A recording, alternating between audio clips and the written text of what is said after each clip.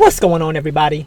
This is Kyle Vinnick. I'm gonna get into the Pixel 2 XL that's been out for about 2 years now. I wasn't really gonna make a video on this phone, but since I've been holding on for this phone for this long, I want to make this video in regards to the status of smartphones in general and the reason why I haven't upgraded to a different Android phone. I say Android phone because I've been switching between this phone and the iPhone XS Max. Mainly I've been using the iPhone because I also have an Apple Watch that pairs really well with it. So ever since the release of this phone, I haven't been impressed with the smartphones that's been releasing after it. I haven't used the new models of this phone, but from the looks of it, with the updates that's been hitting this phone, I can't find a solid reason to upgrade to the newer generation unless you got money to blow. At the same time, that's not to say that I recommend someone to just go out and buy the Pixel 2 right now, because Google just released a cheaper Pixel 3a that is essentially a Pixel 3 for about $400. But to be quite honest, I wouldn't even get the Pixel 3a.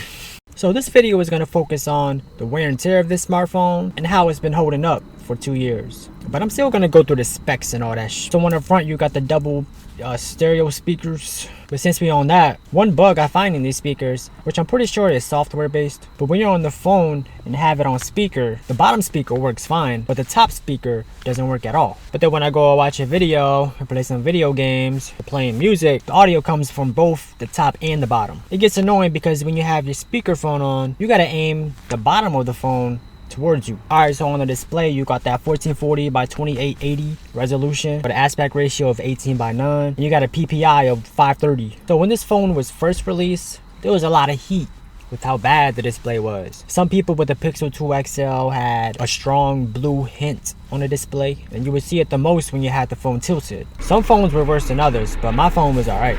The talk about it started to die down after Google released an update that was meant to fix that issue. At the time, it didn't really bother me at all, but when I tilt my phone now, I barely see a shade of blue. So when Google released this phone, they debuted their always on display. That's a feature I don't like on this smartphone, and it's mainly because of how it works. And what's worse is that when I turn it off, it doesn't fix the issue. The thing I don't like about the always on display is that it's not customizable and it barely shows any information. So when your phone is locked and the screen is off, or when your always on display is on, and then you get a notification, the phone doesn't light up. I mean, you can see the notification, but the screen is so dim. It gets real annoying when you have it laying on a desk and you're busy with your hands and you're unable to grab the phone. It seems like the developers behind the notification department did not take their time with improving how we receive our notifications. I know it's something simple, but at the same time, we got all these other smartphones that are getting the little things right. On top of that, double tap to wake only works when the ambient sensor isn't covered. Plus, who wants to double tap to wake the phone? One tap is all it needs. Alright, so this phone got the Snapdragon 835, the 4GB of RAM, and this was the first Pixel that took away the headphone jack. That was Google's way of trying to get people to buy their Google Buds, or whatever you call it, that competed with the Apple AirPods. Alright, so on the back of the phone, look at that weird ass black window that has no function. Got that fingerprint sensor on the bottom, and you got that single camera with the dual LED flash. So with the 12 megapixel camera, with that optical image stabilization, when this phone was first released, a lot of people were going crazy for the camera on this phone. This phone had one camera, the competitors had 2 or more, and it was still able to keep up. But the results mainly came from the image processing through the software.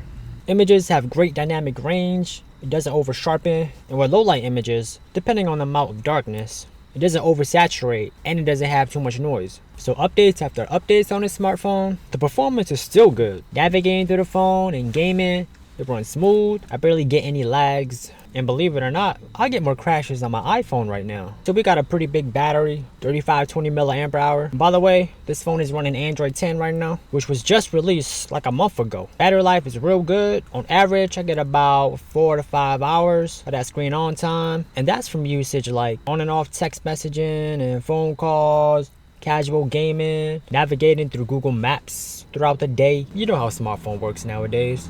Overall, I would still stick with this Android phone until the wheels fall off, or until these foldable smartphones become perfected. Because all these other smartphones are the same, just a different style. No matter what phone I own, it's gonna get the job done regardless. It's gonna take me where I wanna go, no matter what the brand is. The only reason why I would get a different phone is how the phone functions and the versatility of it. And I believe foldable smartphones is the answer. I honestly can't wait to get my hands on one, to get a feel for it myself, and be a part of the future. They're pretty much gonna run you about $2,000. With that money, you could get a quality MacBook Pro or keep saving up to get a decent car. Because of these price jumps on smartphones every year, I'm finding it less of a reason to buy a smartphone every year like I used to. Because not only are they getting more expensive, they're pretty much the same smartphone from last year or even 2 years ago. That's why I say foldable smartphones or folding smartphones are the next generations of smartphones. So yeah, it's tech season, but the most tech you're gonna see me buying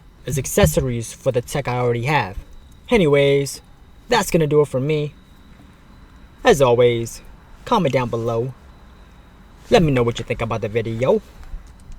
And make sure you're subscribed for the latest.